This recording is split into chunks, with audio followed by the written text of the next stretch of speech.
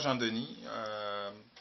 Vous dirigez Vision Max Service, qui sont des services euh, aux immigrants, Oui, justement. Ça fait 9 ans que vous faites ça. oui. Euh, Oui, ça fait. Résumez-moi votre bilan, votre Bon, expérience de oui, 9 ans en matière d'immigration. c'est une expérience assez intéressante, Janima, parce que ça me permet de rencontrer beaucoup de gens, des gens qui ont des problèmes, qui veulent par exemple régulariser leur situation au Canada, ou bien des gens qui veulent par exemple faire venir d'autres parents à l'étranger, notamment en Haïti. Alors quand vous rencontrez des gens qui vous exposent leurs problèmes et qui vous disent qu'ils aimeraient faire telle ou telle chose, c'est toujours un plaisir de leur parler et surtout de leur dire, de leur donner leur juste. Parce que des fois, c'est ce qui manque. Les gens, ils vont rencontrer, ils vont contacter tout le monde, mais ce n'est pas toujours le cas. Ils n'ont pas toujours les conseils appropriés. Mhm. Alors, c'est une occasion pour moi de les rencontrer. Et ce qui me fascine, c'est que même si la personne n'a pas réussi son dossier, elle reconnaît qu'on a bien travaillé OK.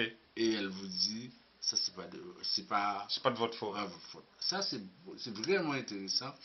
C'est comme quelqu'un qui va à l'hôpital avec un patient et puis le patient est mort et il reconnaît que le médecin a fait tout son possible.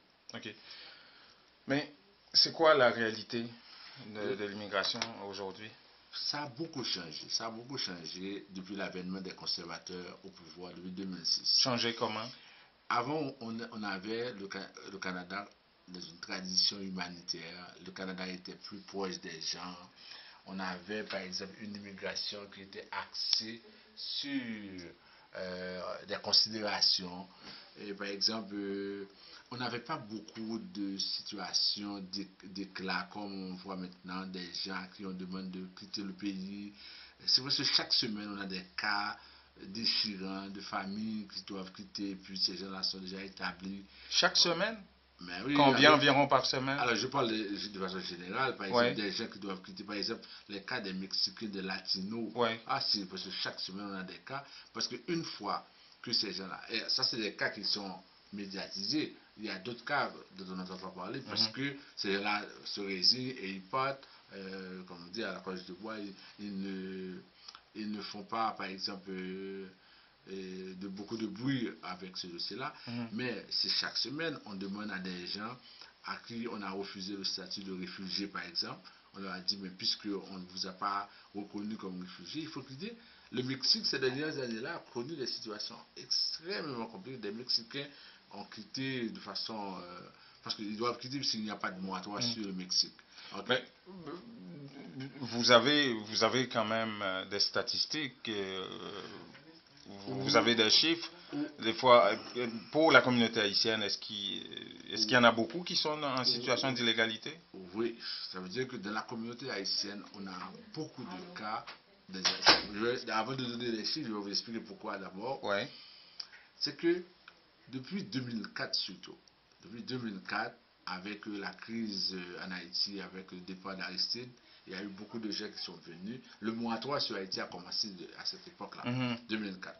Les gens sont venus avec, on les a tolérés, on leur a permis d'avoir un droit de travail. C'est pas un permis de travail, mais un droit de travailler. Ensuite, avec le tremblement de terre, il y a Mhm. eu beaucoup d'autres qui sont venus.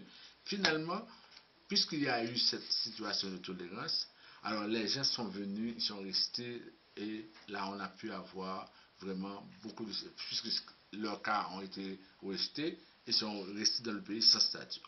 Ensuite, on a d'autres personnes qui étaient venues dans les années 2000-2003 aux États-Unis. Parce que ce sont des gens qui étaient venus, parce qu'à l'époque, le Canada disait que on cherche des immigrants à l'étranger, des fois ils viennent, ils ne sont pas habitués au système Mhm. nord-américain. Alors, qu'entre-temps, on était en train de refouler des gens de diverses communautés, notamment les Mexicains et les Haïtiens. On a dit, puisque ces gens-là sont habitués au système, il serait préférable de les faire venir. Alors, c'est d'un commun accord que le Canada a accepté de faire venir ces gens-là au Canada. Et il y en a beaucoup qui n'ont pas réussi leur dossier et qui sont là. On prend ce nombre de personnes qui étaient aux États-Unis. Mhm. On prend les gens qui sont venus au Canada en 2004 après la crise, où il y a eu le moratoire. On prend les gens après le tremblement de terre. On prend aussi une autre catégorie de personnes qui arrivent ici qui arrivent de façon illégale, qui n'arrivent pas sur leur nom, mais qui arrivent de façon incompréhensible. Alors ces gens-là, ils commencent à être de plus en plus importants en nombre. Mhm. Alors là, d'après les statistiques, il y aurait à peu près 30 à 40 000 personnes qui seraient ici en situation illégale au Québec, mais de façon générale au Canada, dans la communauté haïtienne. Il y aurait tout ça. Dernièrement, C'est pas seulement au Québec, oui, on en a au Canada aussi. aussi. Oui, aussi Ok. là. Dernièrement, avec le gouvernement Marois avait accepté, avait demandé qu'on donne 5000 résidences à ces gens-là qui étaient venus, mais dans des situations bien spécifiques, avant le tremblement de terre et un peu après, ou bien immédiatement pendant le tremblement de terre. Comment ça? Avec demander. Oui, puisque Le Québec est le Québec, intervenu auprès d'Ottawa pour oui, ça. pour demander qu'on accorde la résidence permanente au groupe de 5000. Mais on comprend que le Québec n'a pas le pouvoir de décider. Mais avec les problèmes politiques et Parti québécois, séparatistes, Parti conservateur, fédéraliste, les crises, et puis c'est sûr que Harper n'a pas donné suite, ou bien jusqu'à présent, Donc ces gens-là n'ont pas eu leur résidence encore. non, il n'y en a pas eu parce que Harper, si peut-être c'était un gouvernement de la CAQ ou bien un gouvernement du Parti libéral, probablement on aurait donné suite, mais donner suite à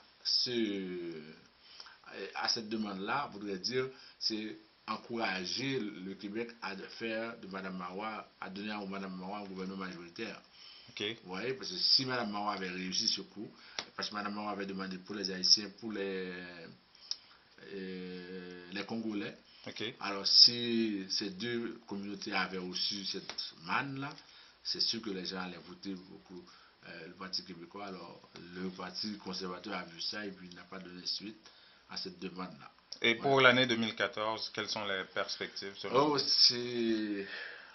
On ne veut pas être un prophète de malheur, on ne veut pas être pessimiste, mais apparemment il y a quelque chose qui va se faire parce que tous les permis de travail pour les gens qui sont sans statut ont été renouvelés jusqu'au mois de mars 2014. Qu'est-ce que ça annonce là? Normalement, ça ne devrait pas être renouvelé au mars. Non, généralement, ce sont des gens qui avaient des permis de travail de 3 ans, de 2 ans. On leur donne pour 3 mois, pour 4 mois. La plupart des gens qui n'ont pas de statut ont un permis de travail qui va expirer au mois de mars 2014. Pourquoi? Alors, il y a des choses en perspective parce que la dernière fois que Mme Marois a demandé le renouvellement du moratoire, c'est parce que le gouvernement fédéral avait envoyé une mission en Haïti pour évaluer la situation avec M. Paradis, qui est le ministre de la coopération haïtienne. Et d'après ce qu'il avait vu, c'est comme apparemment, c'est que ça commence à fonctionner bien en Haïti. Alors quand ça commence à fonctionner bien, ça envoie des mauvais signaux. Ça veut dire que les gens peuvent aller. Parce que le moratoire, c'est une décision exceptionnelle. On prend la décision du moratoire lorsque la situation au niveau du pays est tellement difficile qu'on accepte que les gens restent même s'ils n'ont pas de statut. Okay. Alors là, si on commence à dire que le gouvernement Martelly est en train de soulever les montagnes, de faire des miracles, c'est un très mauvais signal pour les gens qui sont ici. Ça voudrait dire qu'ils peuvent retourner. Alors donc c'est de mauvaises perspectives selon vous. Mauvaise perspective et les délais. Il y a aussi les délais qui commencent à devenir assez... Délais de quoi? Délais de traitement qui commencent à devenir assez difficiles, assez inacceptables, je dirais. Parce que... Ça va jusqu'à... Par exemple, imaginez quelqu'un qui arrive ici, qui fait une demande de permis d'études, permis de travail, un étranger, n'importe quel étranger. Il a renouvelé, il a un statut de 6 mois. Et maintenant, il attend, il pensait que l'autre fois c'était 1 mois, 2 mois, 3 mois. Ça prend plus que 3 ou 4 mois. Maintenant, la personne, entre-temps, son statut a expiré.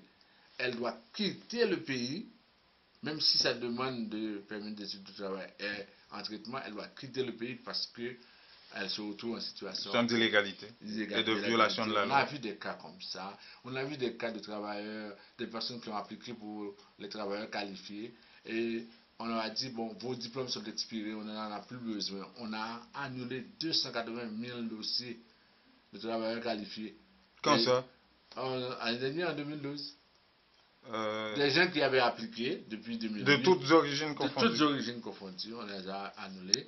Ensuite, le gouvernement fédéral a fermé 19 bureaux d'immigration à travers le Canada. 19 actuellement, pour bien comprendre. Au Québec, dans la province du Québec, il y a un seul bureau fédéral d'immigration qui est à Saint-Antoine. Ouais, Quelqu'un qui a un problème au Québec doit venir à Montréal. Quelqu'un qui a un problème à Gatineau doit venir à Montréal. Il y en avait combien? Il y avait presque 5 ou 6. Okay. Il y avait au Québec, il y avait à Gatineau, il y avait aussi dans d'autres régions. Alors maintenant, il y a un seul bureau qui ne reçoit que sur rendez-vous. Autrefois, vous pouvez y aller, vous rencontrez un agent, vous avez un problème, vous pouvez lui parler. 19 bureaux à travers le Canada. Et maintenant, on n'envoie plus de formulaires à la maison. La plupart des choses sont sur Internet, les documents, les trucs de formulaires. Et j'ai noté, ça fait 2 fois pendant 2013 qu'ils ont changé le site. Vous imaginez, même vous qui êtes assez à l'aise avec l'Internet, quand on change le site, même on est un peu désaxé et puis tout ça. Alors imaginez maintenant, la plupart des choses se font sur Internet, il faut aller chercher les formulaires et on a changé ça 2 fois pendant 2013. Vous voyez, on vient juste de changer. Donc c'est beaucoup plus compliqué pour vous là. Beaucoup plus compliqué, on n'envoie pas de formulaire, les structures sont assez difficiles, les délais sont assez élevés. Ça veut dire que quand vous travaillez avec des gens dans un contexte comme ça, et puis ça paraît un peu, je dirais, assez particulier, assez difficile, il faut leur expliquer, il faut leur donner leur juste, il faut leur dire, voici ce qui dépend de moi, voici ce qui ne dépend pas de moi. Alors, on ne peut pas faire des miracles. Si on veut vraiment rester dans ce domaine-là, il faut vraiment dire la vérité. Ok. Parce que sinon, vous allez passer pour un menteur et vous allez faire des promesses. Et surtout pas, on ne peut pas faire des promesses. On dit aux gens, quand vous faites des dossiers avec nous, on ne va pas vous le retourner parce que c'est mal rempli. Ça, on vous donne cette garantie-là. Mais la garantie pour le délai de traitement, on ne peut pas vous la donner. Ouais. Là, il faut être conscient de cette situation-là. Merci beaucoup, M. Jean-Denis. Je vous en prie, M. Jean-Denis.